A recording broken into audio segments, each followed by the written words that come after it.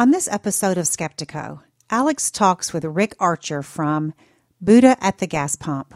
Here's the game. Zoom out to the level of perspective where you can watch the Andromeda Galaxy collide with the Milky Way over the next 8 billion years. And realize, of course, that that's actually a very, very tiny localized event compared to the whole universe, but it's big enough for our purposes here. And then imagine, as you watch that over 8 billion years, all the trillions and trillions of lives playing themselves out on all the inhabited planets in those galaxies. Each one of those lives seems very real and serious to the person living them. But from that perspective, they're all like little billions, trillions of little strobe lights going on and off. Okay, now zoom it down past the human level, down to the level of the Planck scale. And you discover there is no universe. It's just all a field of pure potentiality in which even a cubic centimeter of empty space at that level has more energy than all the energy in the entire manifest universe. Just incredible potential. Now zoom it back to the human level, and here's what you are in an expressed form, in a manifest living form. But this perspective as a human being is no more real, really, than the zoomed out cosmic perspective or the zoomed in Planck scale perspective. Those are just different perspectives on reality. And we just have a peephole as a human being, just a little peephole. And yet, we can actually culture an awareness that is cosmic like that does sort of transcend time and space, that's vast, that's eternal. That can be our living reality. That can be the sort of the substance of our life. And that's what enlightenment is all about. Stay with us for Skeptiko.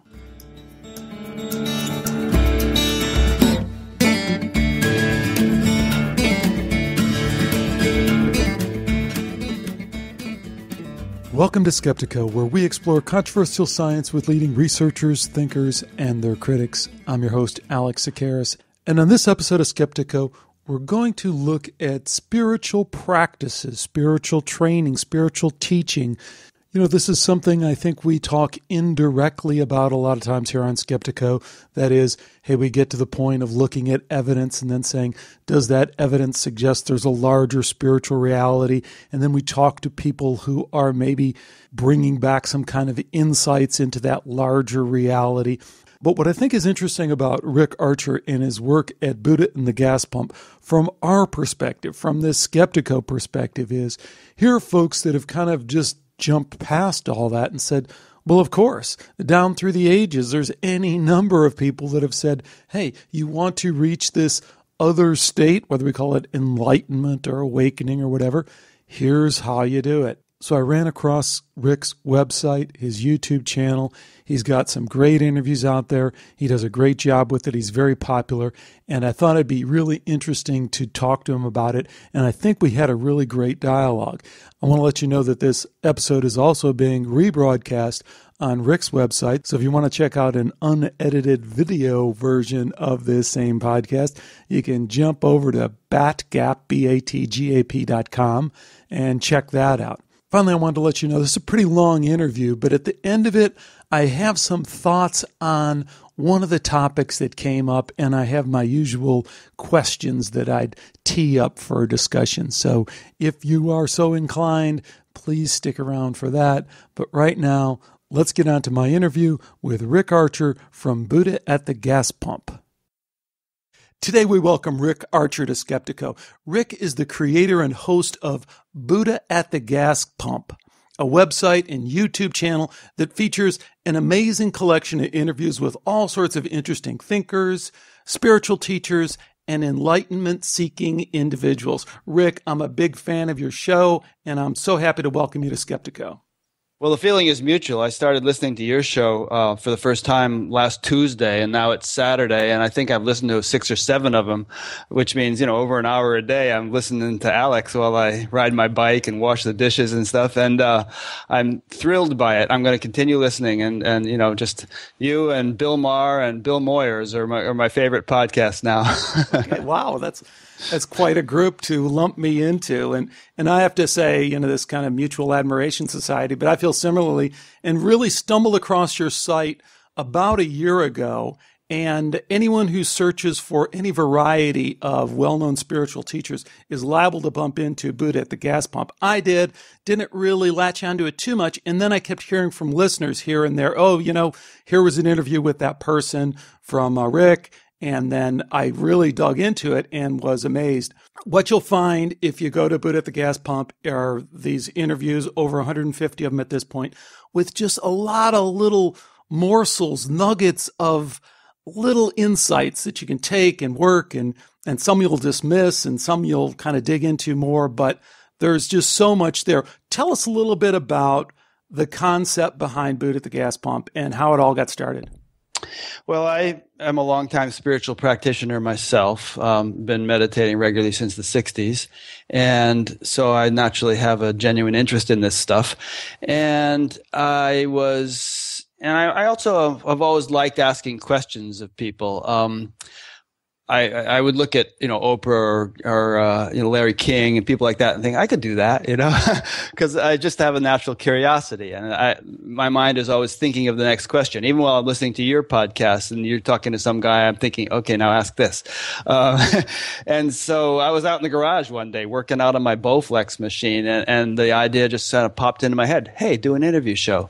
And one thing led to the next, and there's a lot of details, but that's how the idea originated. And initially, I thought of it as a sort of a local radio show that I would do here in my hometown with about a 10-mile radius of broadcast, low-power station.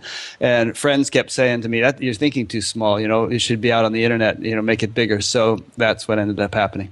So Rick, as we dive into this, there's going to be a lot of folks who listen to Skeptiko who are going to be very much in sync with what you're talking about. And there's other folks who are going to be a little bit more kind of leery and not quite into it. So I thought where we might start is by breaking down some very simple terms, but maybe terms that we throw around that aren't so simple. And I could start with this idea of enlightenment, this idea of awakening, which anyone who encounters your site is going to immediately run into those terms. What are we talking about? What is enlightenment? What is awakening? I'd like to give you as deep an answer as I can, and to provide a sort of a context which will be a foundation for our whole discussion here, perhaps. And that is that, we human beings, and in fact all beings, all sentient life forms, are like filters. We're like, lenses. We're like peepholes, if you will, which can glimpse a certain, perspective on the world, but obviously can't take into account the whole thing. I mean, if we put you and a moth and a chameleon and a bat and a cat all in the same room, each being would be seeing something completely different according to their perceptual capabilities. Now, scientists tell us that, if we boil it down deeper and deeper and deeper and deeper, we get down to a sort of a ground state, a quantum field, a unified field, as it's sometimes called. And there's debates about, what that is or whether it's been confirmed and so on. But as I understand it, that's a very good model or metaphor at the very least, if not an actual real correlation for what enlightenment is, the unique capability of a human being, which bats, despite their exceptional hearing abilities, or, fruit flies, despite their exceptional smelling abilities, they can smell a glass of wine at 1,000 yards, don't have, is human beings have the capacity to actually consciously become aware of that field, of that ground state of existence. And it turns out, when that awareness dawns, you discover that that's what you are essentially. You are not, as what the term you often use, a biological robot. You are that, but in a relative limited sense, but more fundamentally, more realistically, more deeply, you are essentially the ground state of the universe. You are the intelligence from which the whole thing arises. And we can elaborate on that because that might arouse skepticism for me to just say that. So enlightenment is that conscious realization, to my way of using the word. You're right in that is to a certain extent controversial, and in another way of looking at it, it shouldn't be. But let's deconstruct that, because what I was really hoping to do, or one of the things I wanted to do, was connect the work that you're doing with these first-person accounts of people who say, hey, I got to this state called awareness, awakening, and this is what it's like, and here's how I did it. And then connect that with maybe some of the work that we're doing, which is also kind of coming at it from this logical, rational science standpoint of saying, is that true? Can we trust that? Can we test that? Which is the other thing that we're all doing. There's a lot of overlap. I don't mean to kind of make them as in two camps because they're not, but I'd start with this whole idea of consciousness because you just touched on it. And as you also alluded to, in the science world that we live in, that is controversial. It's more than controversial. It's not accepted. It's not accepted that you are conscious, and I think we can kind of blow past that because, oh, hey, we all know we're conscious. We all know we have a free will.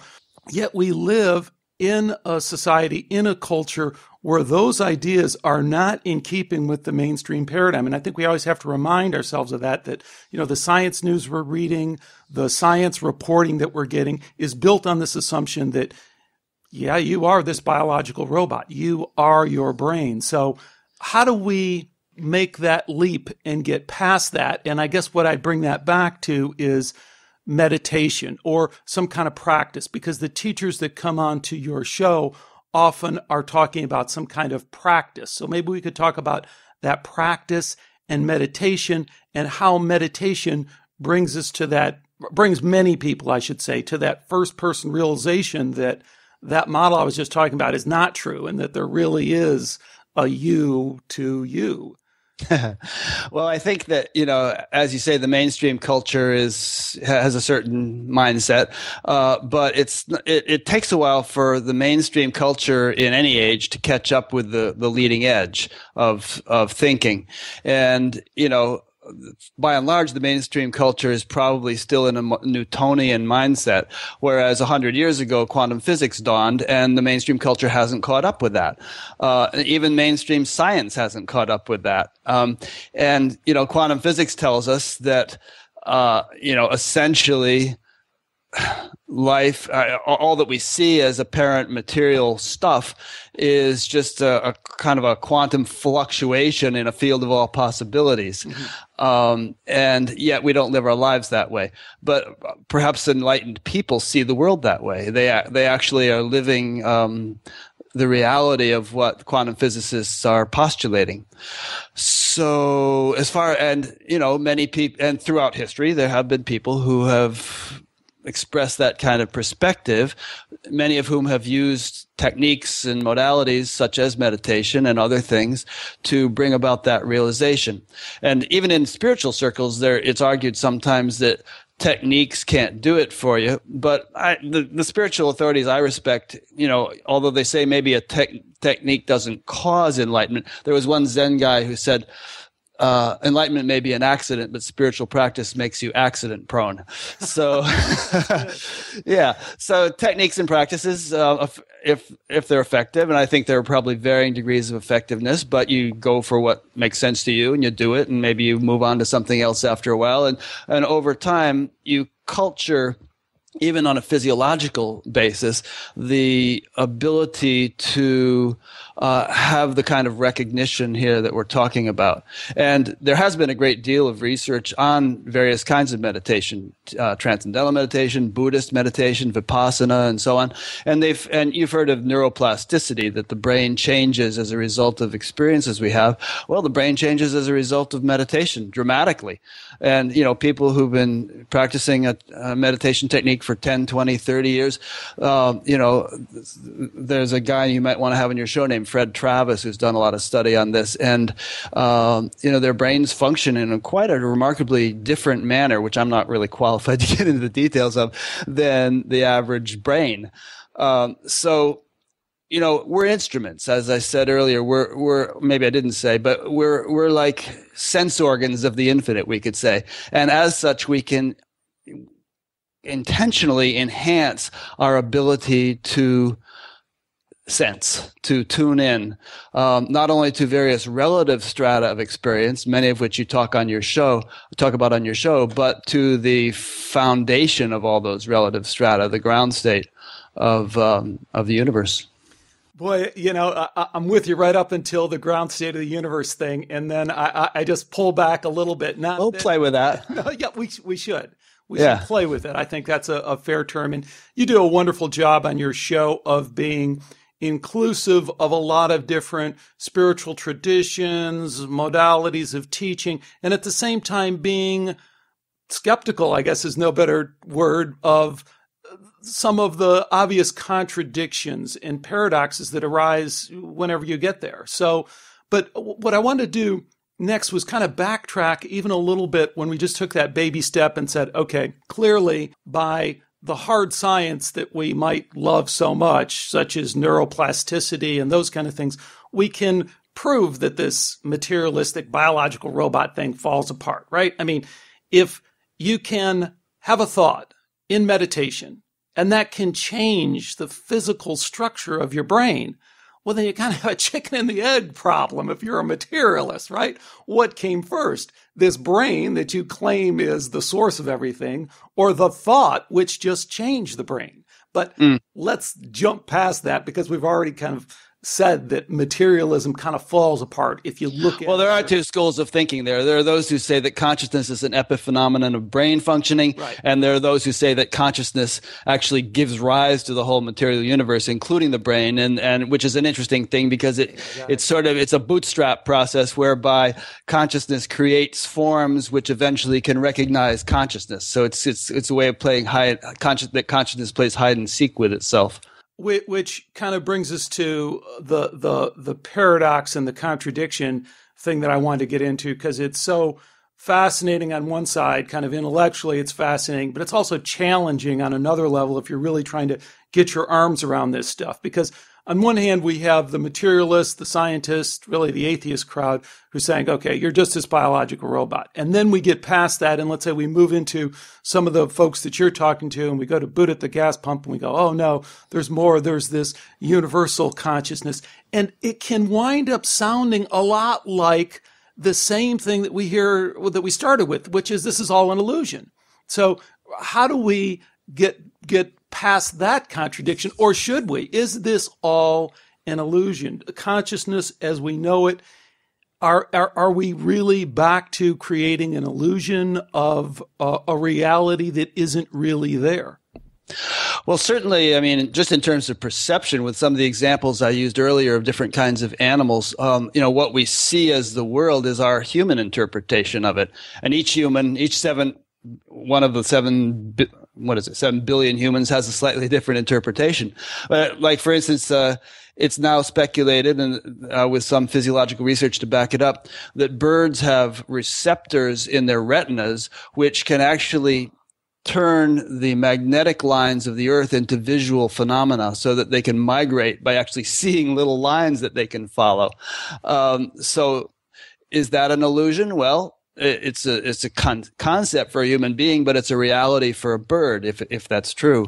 Now, physics would tell us that if you remove all the empty space from, let's take all 7 billion people in the world and remove all the empty space that's between all the subatomic particles in their bodies, and collapse it down to just neutrons, protons, and electrons, let's say, you end up with an object about the size of a grain of rice. So there's not much there, and yet we perceive these solid physical things. And then take that grain of rice and begin to analyze the subatomic particles, which make up the protons and neutrons and so on. And, you get down to the point where those aren't physical anymore, and they're just sort of, statistical fluctuations in an underlying field. So, yeah, I mean, it seems like... I'm with you, but then we're kind of abstracting it back to this scientific level that doesn't hit people where they're living. Hey, I have problems. I got stress. I got deep existential issues of who am I? So I come to a teacher, and the teacher says, "Let go of the story. Oh, I see where you're going. This is an illusion." You're not really here. You are attached to something that isn't real. So in a funny way, we've kind of come full circle. We haven't really come full circle, but it's all an illusion. How do we process that from a spiritual perspective? I would never say that to somebody. I think it's irresponsible. I think that, we could say knowledge is different at different states of consciousness. Reality is different at different states. The quantum physicist who realizes that fundamentally there's no such thing as gravity, because on a level, there's a certain most basic level of nature where gravity hasn't yet arisen, can't go jumping off buildings by virtue of that understanding and expect to live.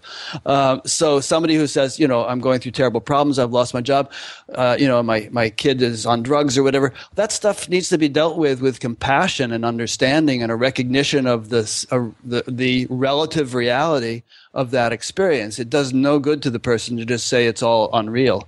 What about attachment, though? How do we balance that? Again, a contradiction paradox. How do we balance that with attachment to both our problems and our solutions or our feelings of, liberation or enlightenment? Isn't that a reality too? Yeah. And, again, back to the word enlightenment, my understanding of enlightenment is not just some recognition of the abstract, or maybe not so abstract, foundation of the universe. It's an integration of that with all levels of life, being able to sort of raise a family, have a job or whatever, and yet do so while grounded or established in being, if we want to call it being. So, we could say we're multidimensional beings, and enlightenment is not just meaning locking into one dimension to the exclusion of another, of the others. It's a fully integrated incorporation of being able to function on all levels simultaneously, or at least to move between them according to the need. I think that's wonderful, and I really appreciate that, which means I agree with it. So, but I am struck sometimes by how much people kind of want to move past what's going on here and now. Whether you talk about psychedelics, which is a topic that I wanted to get into later, but it seems to have come up now, so let's talk about it. The psychedelic experience and this idea that I think Terence McKenna coined the idea that we need to perturb consciousness. The best way to really get a handle on consciousness is to perturb it. And there's something intellectually attractive of that. But on the other hand, there's something about asking the fundamental question of why. I mean, at the end of the day, we're going to come back to this, this ordinary consciousness. And it seems like we have to deal with that. And I'm not putting down the use of psychedelics, and I could substitute for psychedelics almost any spiritual practice, breathing, deep meditation, anything. But at the end of the day, it seems to me that we're geared to come back and deal with this experience. Tell me any thoughts you have about that, or any of your favorite guests who have kind of dealt with some of these issues. Sure.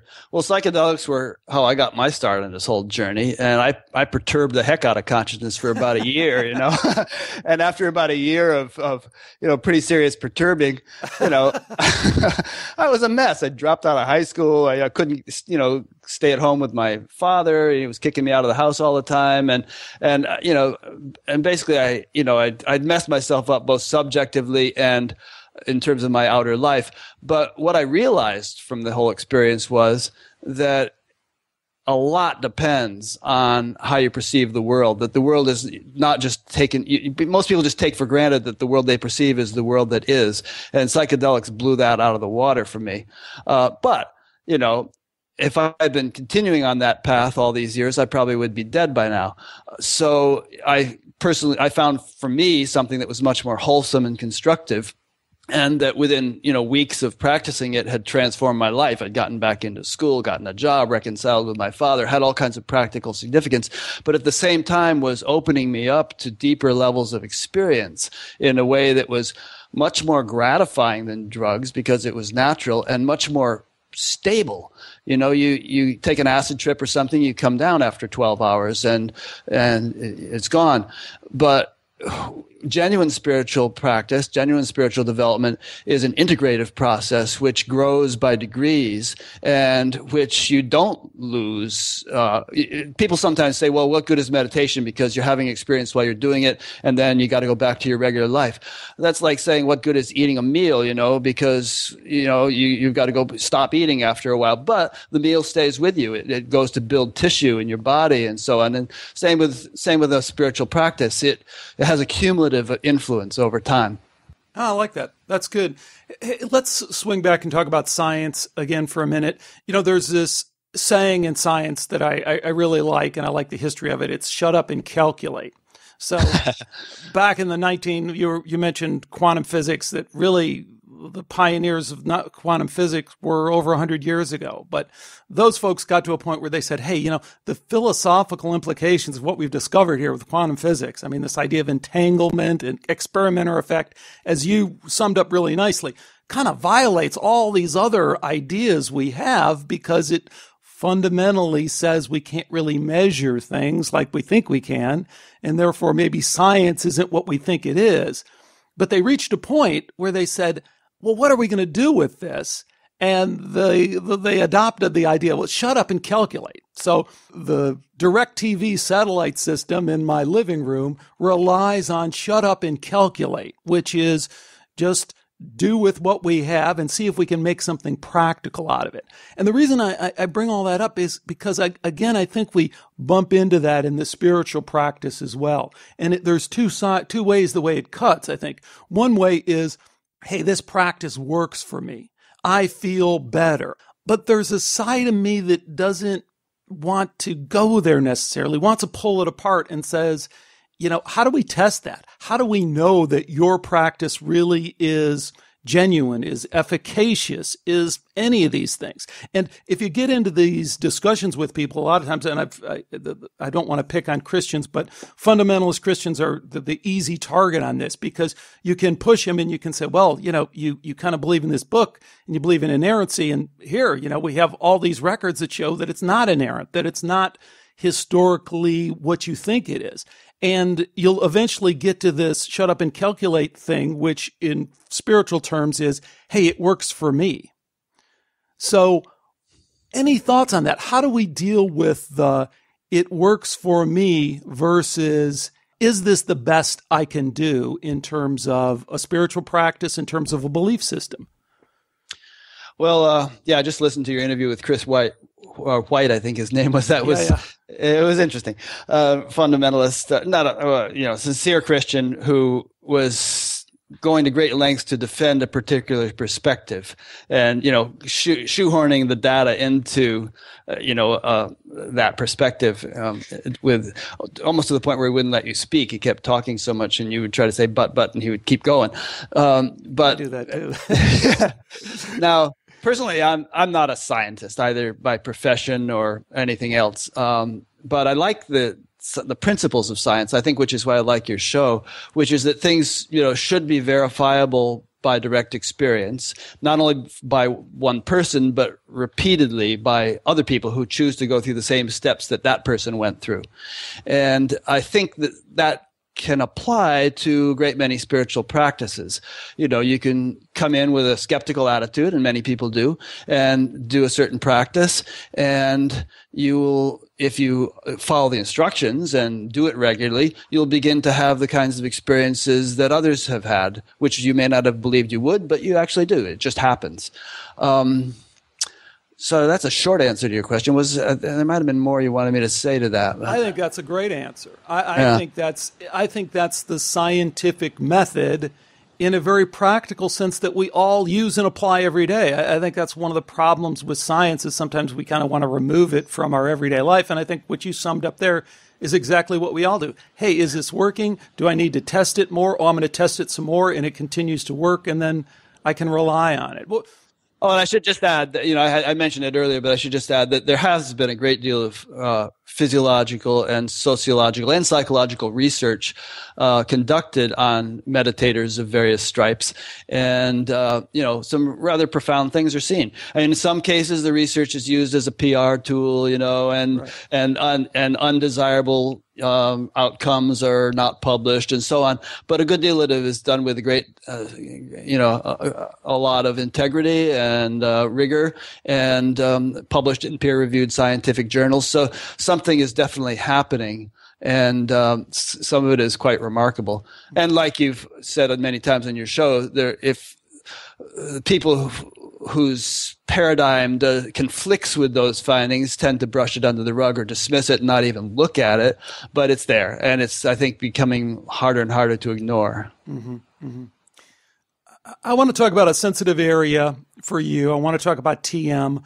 I feel like I can go there. It's something you have talked about on your show. And I think it's right there. Talk about sweeping stuff under the rug. I think it's something that comes up to anyone who's really honest about looking into any spiritual practice. And that's if we broaden it a little bit, the guru phenomena. And I've been involved in enough spiritual practices over the years, not as deeply maybe as you have, but to see this happen again and again. It's funny. It's like the old MTV, the band after band that, makes it big, has all this money, wastes it all on drugs, and is now broke. It's over and over again. Well, we see this with the guru phenomena, great spiritual insights, huge following, sexual indiscretions, money, mismanagement, and deception. What's going on with the guru thing in general? And how did you process that as it kind of unraveled with your TM experience? Well, since you mentioned rock and roll, there's a great line by the band from the song The Night They Drove Old Dixie Down, which is, you take what you need and you leave the rest. TM was invaluable for me. It transformed my life. It saved my life. The direction I was going, I was starting to mess with heroin. Some of my friends ended up dying. And it turned me around like night and day. Very profound. And I had all kinds of wonderful experiences over the years and great times with Maharishi in person and so on. And the TM movement booted me out about a dozen years ago because I was becoming too independent in my thinking, really. That's what it boiled down to. Because organizations of every sort, political, spiritual, and so on, seem to get they have their own mindset and they don't like people rocking the boat too much, thinking outside the box too much. But that was great. It was a perfect step in my progress to be booted out and to be able to step back and reassess all my assumptions and, not take for granted many of the things I've been taking for granted all these years. I still meditate, although it's actually, strictly speaking, not TM because I got a different mantra from a different teacher, but I do it TM style. But I have nothing but appreciation for, everything I derive from it and for all the wonderful people that are still involved in it and so on. Regarding sexual scandals and all that, and almost every guru, including Maharishi, has been prone to them. I honestly don't know what to make of it because I had been raised spiritually with the concept that higher consciousness correlates with higher ethics. And of course, ethics is very much a human thing sometimes. What one culture considers ethical, such as polygamy, is not ethical in another. Yeah. But, there's a sort of a universal agreement that teachers in a position of authority, many years older than trusting innocent students, shouldn't mess with their students. And there's also the universal, I think, even more universal code of we tell the truth. And, when that is violated, I think everything falls apart. So you're and I don't want to cut this off because this is interesting. Is there anything about this spiritual devotion that makes the leaders more prone to this? Or what, like you summed up the question. Now I want you to answer it. What is going on? Why does this happen again and again? Well, I don't have any absolute answers, but a theory that I play with is that, and I'll just say teachers because it's not exclusive to anyone. There are quite a few of them who've fallen prey to this. They're raised in a certain culture. It may be an Eastern culture, and it may be an ashram in an Eastern culture, which is, very relatively cut off from the general society. So they undergo, decades of development in that context, in that milieu, and there are certain aspects of their personalities, which I guess, modern psychologists would call shadow things or so on, that just are never faced, never confronted, until they suddenly find themselves transplanted to the West, with, as you say, hordes of devoted, beautiful young followers and, tons of money available and so on. And all sorts of things get triggered, which they hadn't even recognized were part of their makeup. They hadn't even realized that they hadn't dealt with those things. And so they indulge in them or fall prey to them. That's just my theory. There might be other explanations for it, but that's one of the best that I've been able to come up with so far. And it doesn't necessarily mean that, morality and higher consciousness aren't correlated, but it's not like the legs of a stool where you pull one leg and all the other legs follow to the exact same degree. It's more like really big stretchy rubber bands where, there's definitely a tendency for morality to follow, correlate with higher consciousness, but it's not tight. It's like Ken Wilber talks of lines of development, and he says that the lines can get quite out of sync with one another. One could be highly advanced along one line and relatively immature in other lines. Mm-hmm. Any practical advice, I guess, you'd give someone in seeking or becoming drawn to a guru? Because, that's the other part of this. Let me interrupt that question with another question, is talk about the guru process, because in our Western culture, we can then jump to the conclusion that, we should dismiss any thought of a guru or any devotion to a teacher. And I don't think we should go that far either. What are your thoughts on how we balance that? Well, I always try to avoid black and white thinking in any sphere. And I think there's tremendous benefit potentially to be derived from association with a guru. And there may also be a time to leave.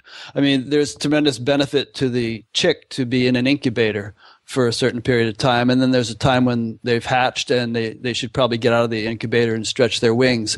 And I think any guru with his salt actually doesn't want you to maintain some kind of subservient, dependent relationship with him for the rest of your life. They want you to sort of stand on your own 2 feet at a certain point. And some gurus will actually, kick you out of the nest at a certain point and say, go do it on your own. So I would encourage people not to dismiss the guru phenomenon out of hand. If you feel drawn to associating with some teacher, great, but keep your eyes open. Don't. It's so easy to fall into a kind of a cult mentality, and listen to that gap. Yeah, no, yeah, that'll mix it up for you. In all seriousness, I think that's a great service that Buddha at the Gas Pump does, is expose people to a variety of teachers that you can kind of dip in and at a very safe internet, YouTube level, decide a lot of things, because you do have that distance. Do you think that is part of what you do? Was that intentional on your part, or do you see people using Buddha at the Gas Pump in that way? I don't know if it was one of my initial intentions, but I'm very aware of it, and people do use it in that way. And one principle that I've kind of gotten more and more clear on as I've gone through this process is that we're all on the journey. I found a St. Teresa quote recently in which she said, it appears that God himself is on the journey. Yeah. So, I've come to, whereas I used to think of enlightenment as sort of a static, superlative, terminus, and you get there and you're totally done. I now see it as never-ending refinement and unfoldment, and there might be some elements of enlightenment, or the fundamental element of consciousness itself, which in and of itself doesn't change, but the clarity with which that is appreciated and the degree to which that is integrated into your relative life, there's no limit to that. And I'm not sure if I deviated from your question, but Yeah, so I know why I said that, because, it's easy to sort of glom onto a particular teacher and say, this guy knows it all. He's the ultimate perfect master or whatever. I would just take that with a grain of salt. And, whereas you don't want to be a dilettante necessarily and hopping from teacher to teacher, there can be a value in committing to one teacher. On the other hand, just recognize that teachers themselves are human beings, and that they too could be growing and could be in need of certain, development of understanding or experience or compassion or, various human values, just as you are. And again, I can't stress enough how great it is to have the opportunity to be exposed to the variety. I mean, the smorgasbord really, the whole process puts it in a perspective that you couldn't get any other way than to have one person kind of dig into these issues one after another with these different teachers. Gives you this ability to kind of get a perspective that you couldn't get any other way. Really, really think that's wonderful. Hey, let's switch gears for a minute and talk about the skeptics and how we process the skeptics. And it's interesting to me that for the most part, you don't go there. And you don't need to go there. You've just kind of bounced past that and said, okay, well, that we don't need to worry about. I have this first person experience that says there's something real here. There's something worth pursuing.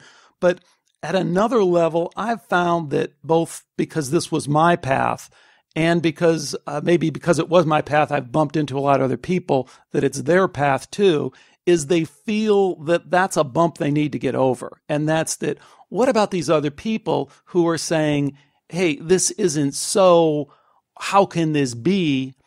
How do we process the skepticism that is out there in our culture? Well, it's funny. I anticipated that question, and I did a Google search on predictions that turned out to be wrong. And there are all kinds of things here. Television, the word is half Latin and half Greek. No good can come of it. Some guy said that on the, early days. What could be more palpably absurd than the prospect held out of locomotives traveling twice as fast as stagecoaches? That was in the Quarterly Review of 1825. That the automobile has practically reached the limit of its development is suggested by the fact that during the past year, no improvements of a radical nature have been introduced. That was from Scientific American in 1909. I'll give you one more. Where a calculator like the ENIAC today is equipped with 18,000 vacuum tubes and weighs 30 tons, computers in the future may have only 1,000 vacuum tubes and perhaps weigh only 1.5 tons. So it goes on and on. There are all kinds of things like that. And you know how it is. I mean, 150 years ago, if we could get in a time machine and go back and talk to people like, Mark Twain in the Connecticut Yankee and King Arthur's Court, and try to describe to them what life was going to be like 150 years hence, we would get very few believers.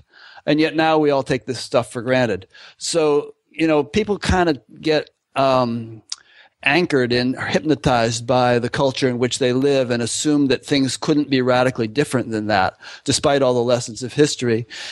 So, the question of whether we're entering into a new age and there could be a sort of an age of enlightenment right around the corner and all. I think we should be more open to the possibility than many people might be, despite the evidence of all the dire situations in the world, because history has proven time and time again that things continue to change radically. And we know, and in our lifetimes, the pace of change has been accelerating exponentially. So with regard to skeptics, I think when you first invited me to do this interview, I thought, oh, this is going to be some skeptical guy who's just going to hit me with all kinds of skeptical questions. But then when I began listening to your show, I thought, oh, this is the kind of skepticism that I consider healthy and that I really enjoy, which is to, question everything, but keep an open mind. The kind of skeptics that you sometimes run up against are just the flip side of fundamentalists. They're fundamentalist non-believers, and then you have the fundamentalist believers. Neither of those are scientific, and neither of those are really spiritual seekers in a sincere sense, in my opinion. Yeah, That's interesting. And I guess there's two other ways I think we can go with that. One is to examine why that position is so popular. Because it is, and it's been elevated in our society to the level of really it is the status quo, and it'd be interesting maybe to explore why we are so drawn to that, why we are so drawn to materialism, which is really rather obvious. I mean, we're drawn to materialism because it makes us feel good, because it makes us feel in control. I'm on my computer. I make my computer do what I want it to do. You in your other life own a company that does search engine optimization. What can be better than that? You're higher in the ranking. You succeeded. You achieved your goal. So there's just an innate attraction that we have to this materialism. And with it goes a skepticism of anything that suggests that this world we see that we can control isn't all there is. So any additional thoughts on our attraction to materialism? Because it doesn't go away, right? Just because we have a spiritual awakening, our attraction to, this control, this materialism, it doesn't go away, does it, Rick? No, there are a couple of things from what you said. I mean, one is that I think we tend to become habituated to, we're human beings do become habituated to whatever they're experiencing. And after year after year after year of only experiencing gross level of phenomena, we kind of get calcified on that level of experience. And so anything outside the realm of that experience seems mystical to us or woo-woo, and it's easy to discount it. That doesn't jibe with, an understanding of quantum physics, but most people don't study quantum physics. A lot of times people like Eben Alexander that you had on your show, they are of that mindset, and then they have a mystical experience, whether through near death or whatever. And so, not in Eben's case, but other people, it's psychedelics or whatever. And then they realize, whoa, there's actually more. I was just scratching the surface here. Right. And so I think people, if skepticism and materialism is the predominant mindset, then it must mean that the majority of people in the world are locked into that level of experience. But it seems to me, that we're in a time now when deeper levels of experience are becoming more and more common. We're not living in an Ozzie and Harriet world anymore. This doesn't look like Kansas, Toto. And right and left, people are awakening to deeper realities. It's becoming a kind of a cultural epidemic, I would say. And there probably will come a time, and there probably have been times, if not on our planet, then certainly in other planets, we can get into that, where, an appreciation of the full range of creation, full range of reality is the norm, rather than, it's kind of like in the summertime, you can dive into the lake and go nice and deep. In the wintertime, you're limited to ice fishing, and there's these, if you cut a hole and drop a line, maybe something tugs on your line, but you don't really know what's down there. So most people are sitting on top of the ice, but the ice is thawing, and I think a time will come when we're all accomplished scuba divers and we can explore the whole lake top to bottom. Hey, that's awesome. But let me jump over on another side, play devil's advocate a little bit. Sure. Because one of the real discoveries for me that both, saddens me, but propels me forward and gives me hope of understanding things a little bit better, is to understand that the skeptics aren't just what they seem to be either.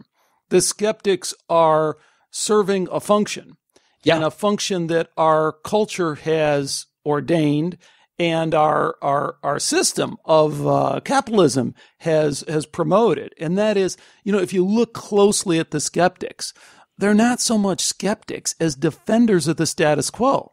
So you take any topic, they're on the side of the status quo. So if it's genetically modified foods, you might say, well, where do the skeptics stand on that? Well, they stand with Kellogg's. Or if you talk about vaccines, well, they stand with Big Pharma. If you talk about global climate change, which I think is interesting and a topic I want to get into, hey, they stand on, it's happening. Even though you could make the case of, real skepticism would be, where is the proof? Show me the evidence. And certainly at this point, to dive into that a little bit, clearly the evidence has come forward that it was all along no more than a multi-trillion-dollar sham to try and create a global carbon trading business. And that's whatever science was behind it, it was really being propelled by people who stood to make just a ton of money by trading carbon credits. And that's what was driving whatever science was behind it or whatever reality was behind it. And so you're saying that you're actually a climate change denier? Well, at this point, there's nothing to deny anymore. I mean, the most recent data that's come forward that is ordained by the UN and everyone else shows that clearly in the last 6 or 7 years, there hasn't been any increase in temperature of any substantial amount that would support the model of this carbon reflective kind of thing. So, but I take it away, and rather than say carbon denier or anything, or climate change denier, what I prefer to kind of look at is what are the underlying systems that are driving this, and are they real in the sense that we think that they're real, and pulling that apart. And in this case, again, I don't have to choose denier or believer. I just have to say the reality is what there was this element that stood to make trillions of dollars by trading carbon credits, and the only way that was going to advance was by advancing this science. And now the science has come out and said that, you know, the old model that we had didn't work, and that's why we go towards a different model. But I don't want to get too far into this. Yeah, I mean, I could get into a whole debate with you on that, and I'm not the best qualified person to do it. But, you know, the temperature in the Antarctic has risen 10 degrees, and I don't know the time frame, but the penguin populations are dying, the ice is melting, Greenland is melting like crazy, and you know, there's just, to me, and 95% of the climatologists, whom I don't believe stand to make any money from trading carbon credits, are on the side of global warming being real. So, but that's you know, so I'm surprised to hear that you were so kind of almost fundamentalistically, whatever the word is, assertive about the fact that it's a hoax. But I didn't say it's a hoax. I don't know. And let's not get too far into that data, because it's a whole other discussion to be an interesting show to have. I'm just going with the best data that I've seen that says the models that we have, you know, just don't stack up in terms of the kind of decisions we've made. But let me broaden. I think, let's just say the best way to leave that: get some really respected climate scientist on your show who asserts that climate change is real, and you guys have a debate about it, because I'm not qualified. I'm not going to do that because I'm not qualified, and that's not my show. My show, though, does say that we have to look beyond the surface level explanation for things. And we have to dig into that. And I guess I would also tie that back from a spiritual teacher standpoint to this idea of activism, because we can take that little discussion we've just had and then look for it as it bubbles up in terms of activism. What should I do as part of my spiritual awakening? Should I go advocate a certain position? Should I get involved in a political way about making change in something?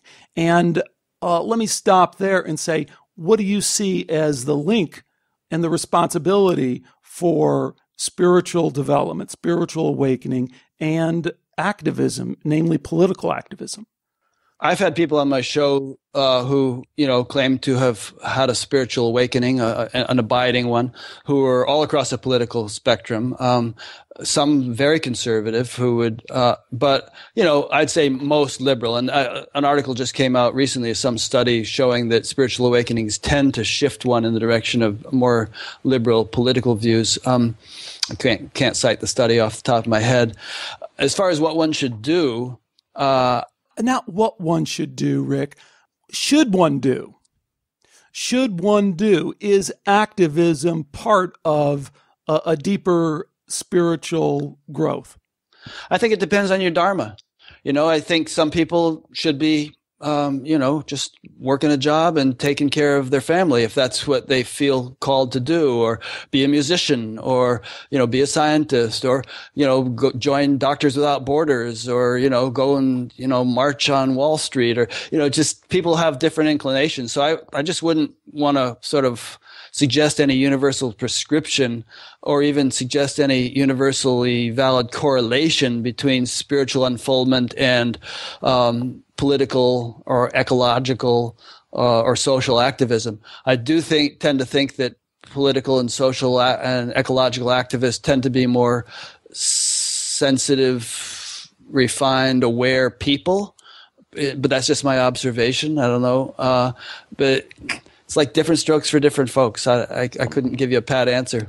It's interesting because an ongoing philosophical debate, discussion between my wife and I always centers around this one kind of spiritual story that was shared to me by through Ram Dass's book about his guru and a very important spiritual teacher to me, Neem Karoli Baba.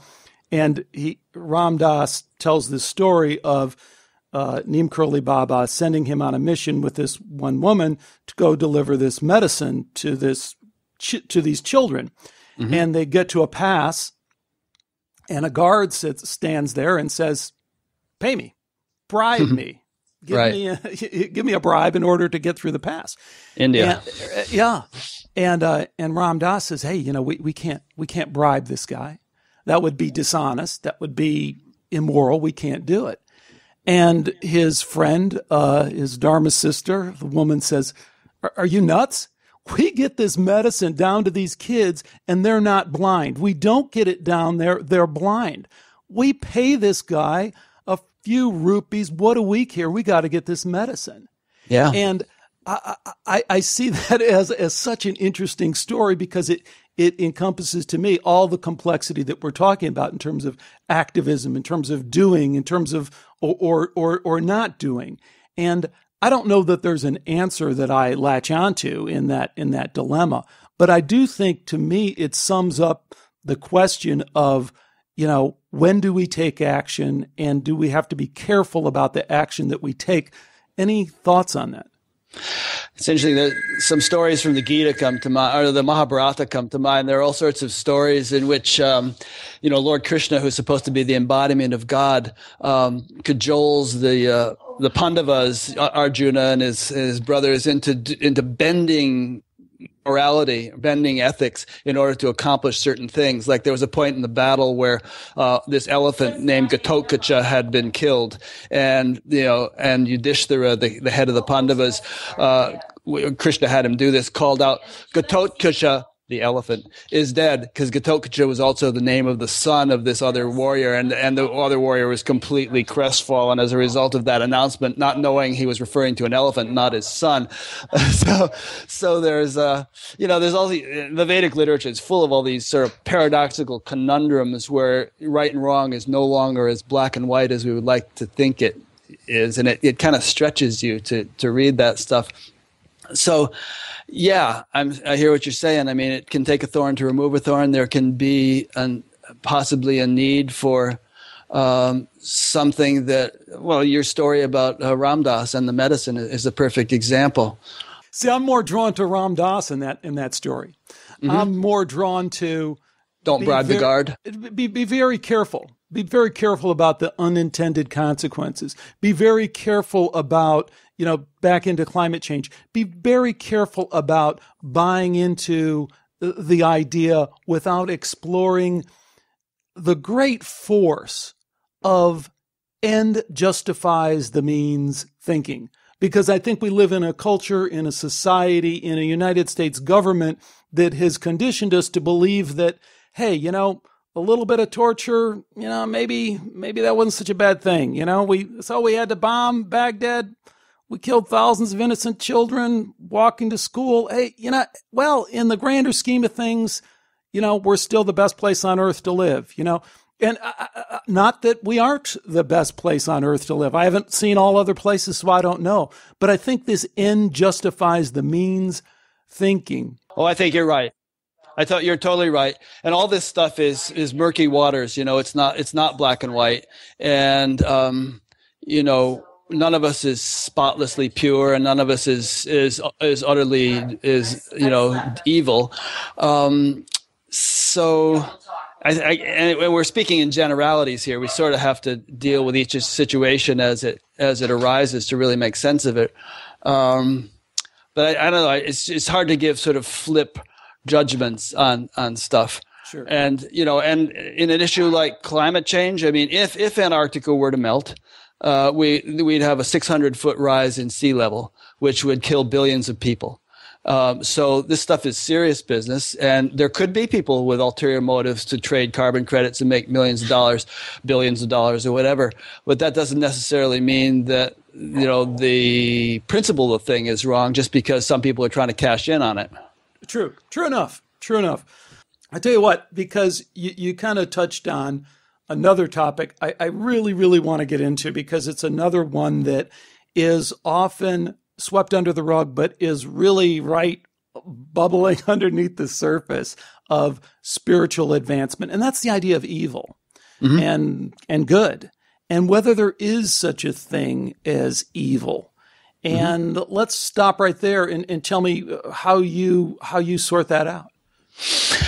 I sort that out with the understanding that if you're going to have a relative creation, apparently, maybe it could have been some other way, but the way it apparently is that you have to have pairs of opposites. You have to have polarities. If you're going to have hot, you have to have cold. If you're going to have fast, you have to have slow. And if you're going to have good, you have to have evil. You can't live in a dualistic universe without those pairs of opposites. So that's the short answer to your question. Let's take it the next logical step. There's evil. Evil exists. We see it all around us. We therefore, in the process of saying something's evil, we're saying that there is good. Are we also saying that there is a moral imperative? That there are? We've already talked about morals. Are morals real? Are there universal moral truths that we should follow? I don't know if I'm qualified to answer that, but I do. Are any of us? That's a big one. That's God's question, but let's bring it down. Yeah, but I do feel that what often happens is that we anthropomorphize God. I was listening to a skeptic or an atheist on Bill Moyer's show not long ago, and she was saying there couldn't be a God because look at all the horrible stuff that happens. Why would God do horrible stuff? She's humanizing God. She's saying he should be like I would want a person to be. But if we understand God to be sort of this omnipresent, all-engulfing intelligence that entertains itself by sort of spinning worlds within itself and playing within those worlds, appearing to lose itself and rediscover itself, then anything from Auschwitz to Shangri-La are possibilities. And but one more proviso on this, this again is my personal perspective. I do feel that the universe is one big evolution machine, and I'll tell you what I mean by that. Presuming that the cosmology is right and it starts out with some kind of big bang, and then over billions of years stars form, and eventually those stars live out their lives and explode and create heavier elements, and those heavy elements eventually find their way to planets and eventually evolve into the bodies of every particle in our body was once in a star. There seems to be this sort of evolutionary direction to things which it appears to be moving in the direction of self-recognition of the intelligence which gave rise to the whole thing in the first place. I am one, may I become many. The oneness needs duality in order to create structures through which it can enjoy itself as a living reality, not just as an unmanifest reality. And so that may sound kind of abstract, but so in terms of morals, that's too human a term for me. But in terms of there being an evolutionary direction of things in the direction of greater and greater capacity for the intelligence which gave rise to the universe to express itself and reflect itself in a living way, that seems to be the trend, the tendency. You may be right, and abstractions may be the only way we can deal with that. But let's try and pull it back down. You mentioned Eben Alexander a minute ago. Of course, he wrote a New York Times bestselling book, Proof of Heaven, after having a near-death experience. Neurosurgeon, highly, highly regarded, Harvard Medical School, all that stuff, is converted, as you say. Comes back and tells us, and we can just lay this down along all the spiritual teachers and enlightenment seekers you've had on Buddha at the Gas Pump and kind of compare and contrast.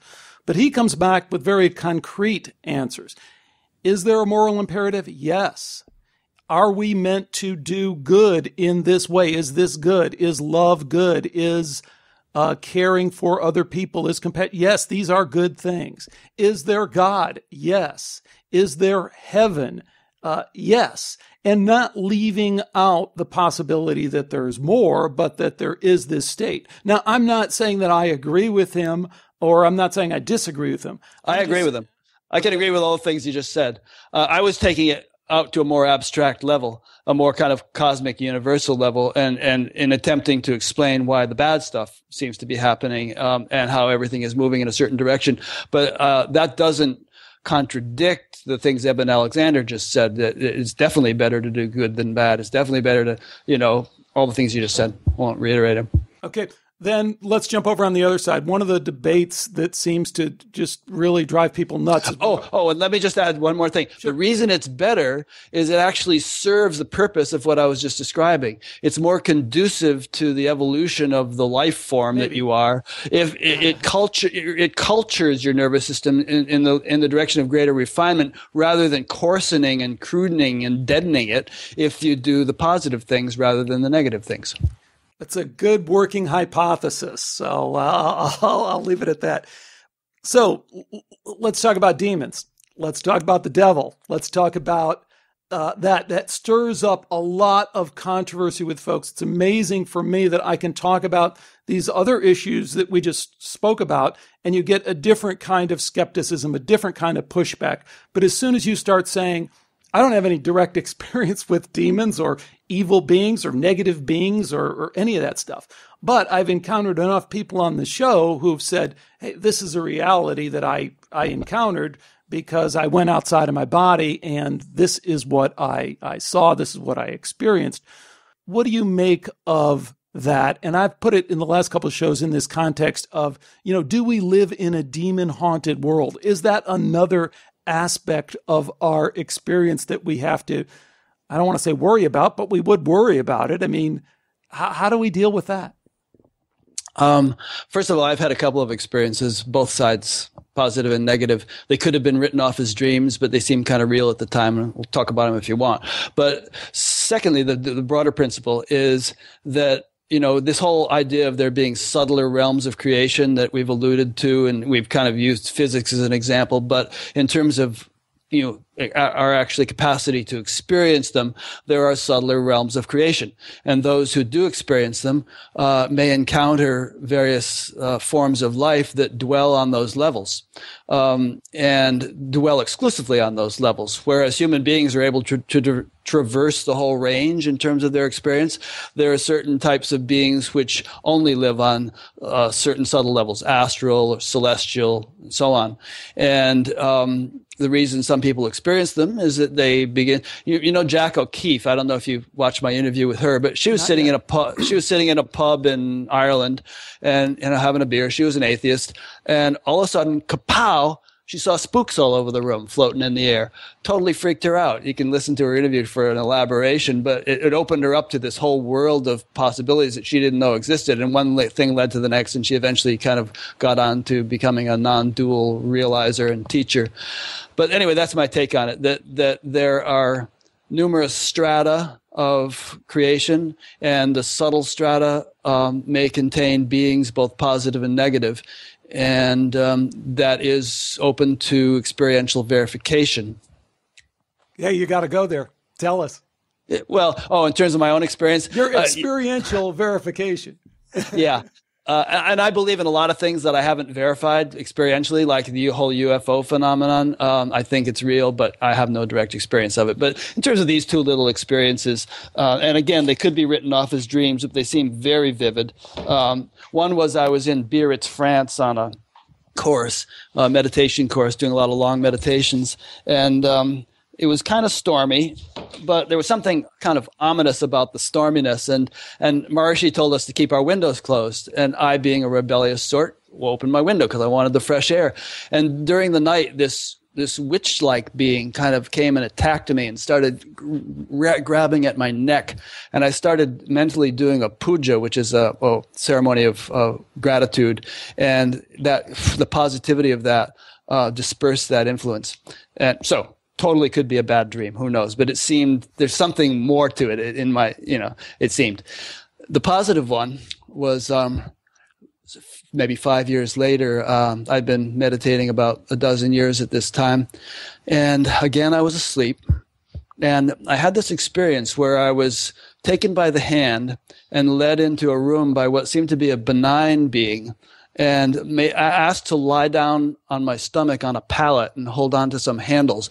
And I was then worked over up and down my spine with some kind of implement up and down. And it was excruciating and kind of like incredibly intense. But I held on for dear life. And I came up out of this thing with the most profound metamorphosis I had ever experienced. There was just this sense that I had been bound with iron bands all of my life and that those bands had been broken. There was a tremendous relief and gratitude and bliss. And, really it was an awakening to the self, to the absolute. I was completely grounded in that. And, living in this state of wonder for days afterwards. And so it almost seemed like a kind of intervention by some kind of subtle and very benign intelligence. Again, could be written off as a dream, but that was my experience. Hey, that's a great story. Hey, Rick, share with us. I know this is probably like picking favorite children, but for folks who are new to Buddha at the Gas Pump, are going to dip in. Of course, they should go wherever they feel they're drawn, but give us a sampling of some of the shows that you think your new listeners might find most interesting. Oh, there are so many, and I don't want to play favorites, because I really like all these people and I form a bond with them. But just off the top of my head, in fact, I'm calling up my site now so I can scan down the list. Well, then, that's an unfair question. So let me ask it a different way. What are some of the most popular shows that other folks have found? Okay, Adyashanti, starting at the top of the list, was one of the most popular, has had a lot of hits. Anita Moorjani, who had the near-death experience, you probably know of Anita. She was very popular. Let's see, there are a number of other ones. Muji, I think, is a great guy, a beautiful teacher, and his interview was very popular. Scanning down the list here. I particularly like the good friend of mine, Igor Kufayev, who's from Uzbekistan, and we've become good personal friends and, gotten together at a conference and all. I did 2 interviews with him. Eli Ruzdar, a very sweet woman from Iran, and people really liked her interview, and she's very popular. A lot of people liked the Gangaji interview. I'm really skipping down the list here. There's so many. That's enough. You're gonna drive my transcriber nuts right there. Yeah, I just got through the first part of the alphabet. I'm scanning down the list alphabetically. But anyway, no slight to the people I didn't mention. There are 163 of them now. But those might be a good place to start. As we wrap things up here, and I want to hear any other thoughts that you have on topics we might have missed. But there's a great Zen little idea that was shared with me by a listener, and it reminded me, I guess I've heard it before, but it was great to be reminded, and I'd like to hear your comment on it. Before enlightenment, fetch water and chop wood. After enlightenment, fetch water and chop wood. What does that mean to you? Do you ascribe to that, and how do you take that? Yeah, it just means that the relative aspects of your life are not going to necessarily undergo an obvious transformation when enlightenment dawns. You might still be working in the same job and married to the same person and raising the same kids and everything else, but there's an inner transformation which could be quite dramatic. If somebody else were able to step into your shoes and see through your eyes, they would realize that something incredibly profound had taken place, but it wouldn't necessarily be apparent on the surface. That's awesome, and I also take it a slightly different way, and that's that to the extent that I see myself as different, I'm kind of falling for the trap too. That what I was is still there too, so I have to keep fetching water and chopping wood because that's what I am in this body, and we're going to be on this mission for as long as we're given this time, and that's what we do. We fetch wood and chop water. And if you don't, you're going to get thirsty and freeze. Rick, tell folks anything else that we might want to know about Buddha at the Gas Pump. Any thoughts you have about where the show might be going, and any conferences you just mentioned that you might be at, or how people can get in touch with you. Okay. I'd like to throw one thing out before we do that, because that's kind of a wrap-up point, if you don't mind taking another few minutes. And it's a little game that I play with myself all the time. I find myself doing it quite spontaneously, and I call it cosmic zoom lens. And here's the game. Zoom out to the level of, a perspective where you can watch the Andromeda galaxy collide with the Milky Way over the next 8 billion years. And realize, of course, that that's actually a very, very tiny localized event compared to the whole universe, but it's big enough for our purposes here. And then imagine, as you watch that over 8 billion years, all the trillions and trillions of lives playing themselves out on all the inhabited planets in those galaxies. And each one of those lives seems very real and serious to the person living them. But from that perspective, they're all like little fireflies winking in and out, even faster than that. Little billions, trillions of little strobe lights going on and off. Okay, now zoom it down past the human level, down to the level of the Planck scale, and you discover there is no universe. It's just all a field of pure potentiality in which even a cubic centimeter of empty space at that level has more energy than all the energy in the entire manifest universe. Just incredible potential.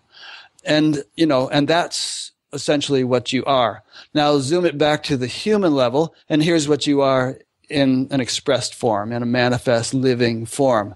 But this perspective as a human being is no more real, really, than the zoomed out cosmic perspective or the zoomed in Planck scale perspective. Those are just different perspectives on reality, and we just have a peephole as a human being, just a little peephole.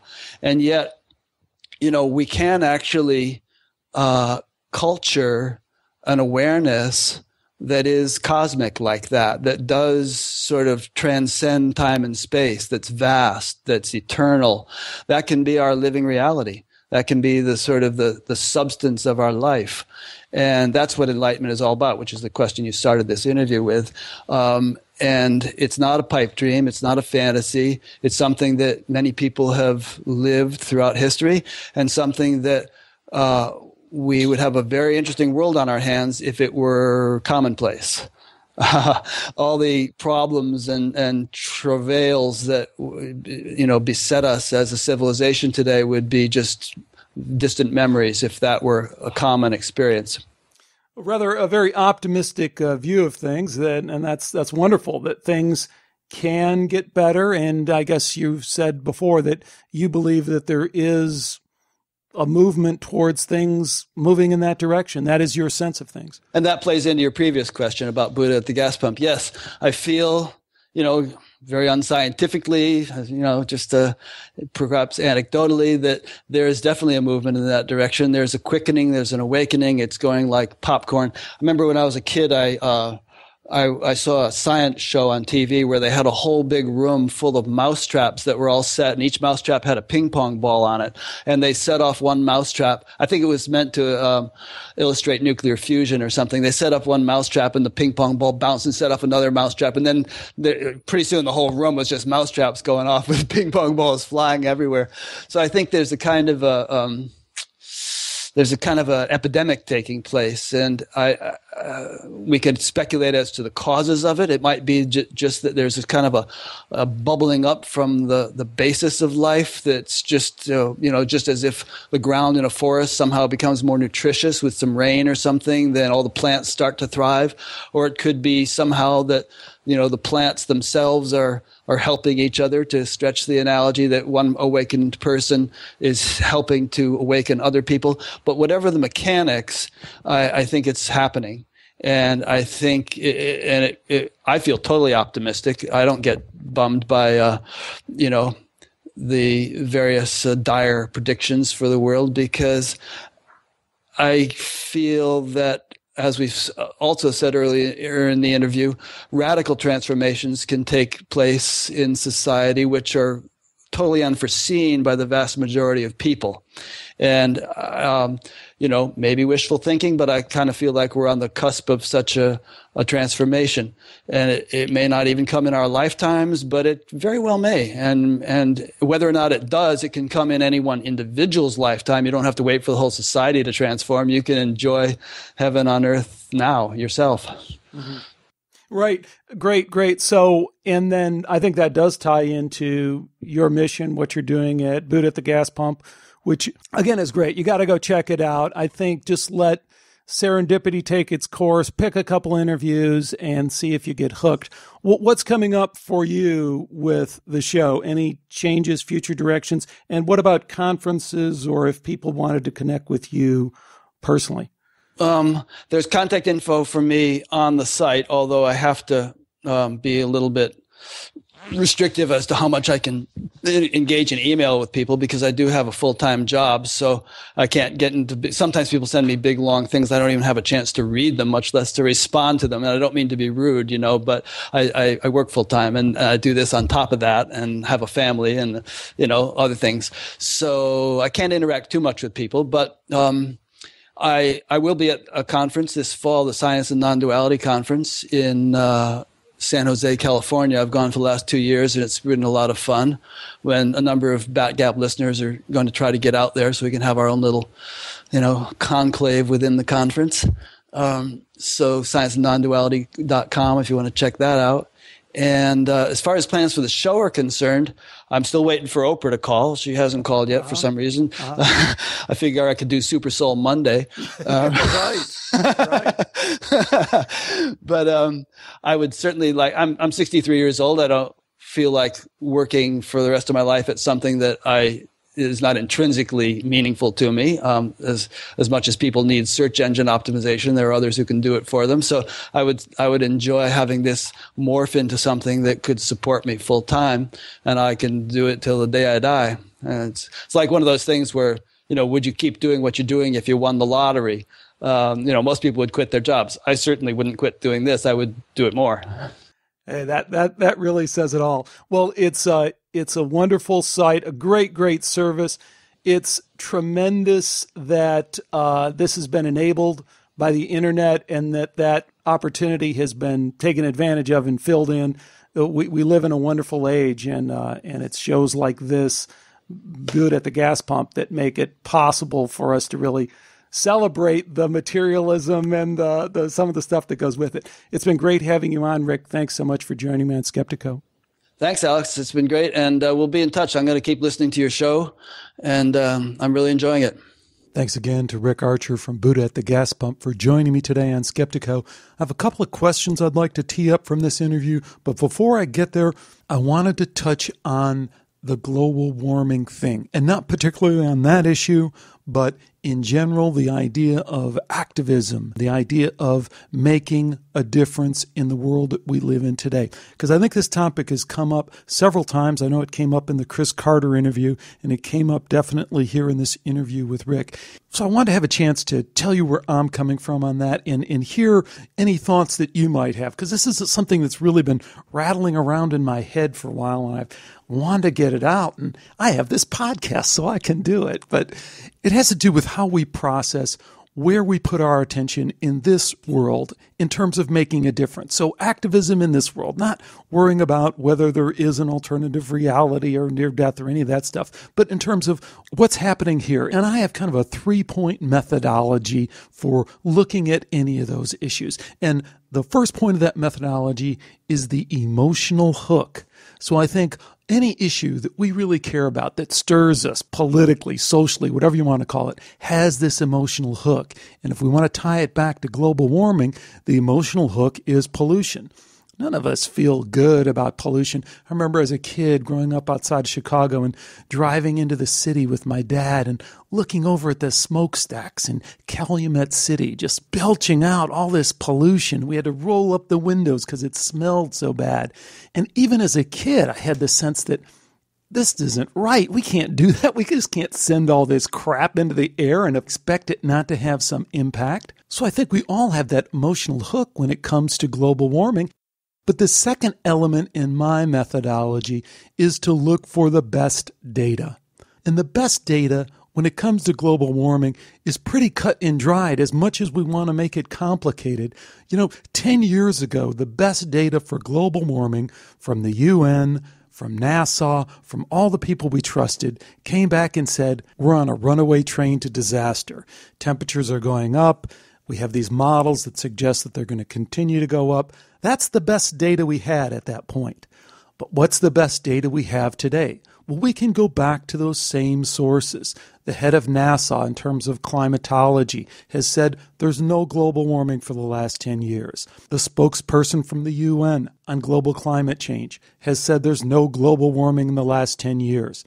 Every measure we have of global temperature, be it sea, air, satellite, whatever, suggests no global warming in the last 10 years. So whether you like it or not, that's just what the data is. Now, of course, you can ignore that data, or you can change the goalposts and say, hey, those are no longer the experts, even though those were the experts we counted on before. Or you can say, shift the problem around and say it's not really about global warming, even though that's what we were always sold, is that it's about global warming. And you can say it's about global climate change. You can change it in any way you want to make things fit back to your paradigm, but you can't get away from the data. But then I think you have to go to the third point in my little methodology, and this is where it's going to get controversial for a lot of people, because my third point is I look at the best conspiracy theory. Why? Because everything's a conspiracy. If that isn't self-evident to you, then I'd suggest that you're not really in the game. Because if something involves a lot of money or people with a lot of power, it's a conspiracy. Why? It's really quite simple. I mean, if you really, really want to get something done, and you know this from your own personal experience, but if you really want to get something done, you're going to do whatever you got to do to get it done. So you might stretch the truth a little bit. You might even lie. You might seek out allies who can influence things in the direction you want. And if you're really rich and really powerful, you're likely to have some really powerful allies. And finally, if you're a real believer, you're going to rationalize whatever you do with this end justifies the means mentality. Because the hard reality is, if you don't do whatever it is you're contemplating doing, you can be sure that someone else is going to be out there who will do it. So conspiracies are more than just real. They're fundamental to the way things work in a capitalistic system that's centered on money and power. If that isn't your reality, then you're probably not in very many deals that involve a lot of money or a lot of power. So how does this relate to global warming? Well, the best conspiracy theory, and again, the best, not the worst, not some wacky, crazy thing that some guy dreamed up in his basement and put on the internet, but the best conspiracy theory we have for global warming is that it was driven by some very rich, very powerful people who saw an opportunity to create a multi-trillion, that's with a T, global carbon trading business. Essentially a new worldwide currency that would be used to exchange carbon credits from all countries around the world. Now, if you have any appreciation for global monetary systems, you can only imagine the money and power involved in controlling such a system. And there's substantial evidence that there was a real driving force to create just such a system. I personally know of a friend who worked in Silicon Valley just a few years ago and was involved with a startup that was in a very tiny way involved in kind of creating part of this global carbon trading business. Even their tiny startup was funded to the tune of $10+ million, and they had approached Al Gore about possibly becoming involved in their company, only to find out that Al Gore wasn't even looking at a deal unless he had 25% going in. At least that's what my friend told me. But all this information is easy to substantiate. Google it, and you'll get all sorts of opinions one way or another. But back to the methodology, what we have to do is just look at that conspiracy theory, weigh it along with the data, and along with our emotional hook, our predisposition to have an emotional reaction to the situation. And I think we come away with an ability to maybe nudge a little bit closer to the truth. For me, the truth about global warming is clear. The science was driven by an economic interest in creating a global carbon trading business. Now that business, for the most part, or the prospect of that business, has gone away. And while there's still some global climate change activists hanging around, kicking and screaming, they too will go away because the economic force driving this science has lost its power. So, yeah, I care about pollution. I care about Greenland and the polar bears and all the rest. I really do. But in terms of activism, which I'm leery of in general, I'm especially leery about getting too worked up about global climate change. And I guess that makes me a global climate change denier.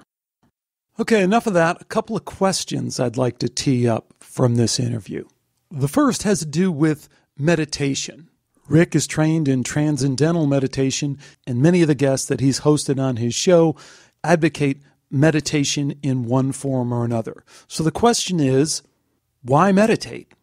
And is meditation effective in bringing about the kind of spiritual awakening that we talked about on this show? And the second question is, what kind of spiritual practices have you engaged in, and how have they been effective or ineffective in bettering your life? Well, those are just a couple of the questions that I've pulled out, but you might have other ones. I do hope that you'll connect with me and connect with the rest of us and share your thoughts about those issues. The place to do that is skeptiko.com. That's skeptiko.com. And you can leave a comment right there on the website or click a link, jump on over to the forum and add your voice to our forum of Skeptiko listeners. You can also connect with me, send me an email, send me a Facebook. I try and respond to as many of those as possible. And while you're there at Skeptiko, be sure to check out any of our previous shows, which you can download for free or read the transcripts right there on the website. We'll have a number of interesting shows coming up. Make sure to stick around for all of that. But until next time, take care and bye for now.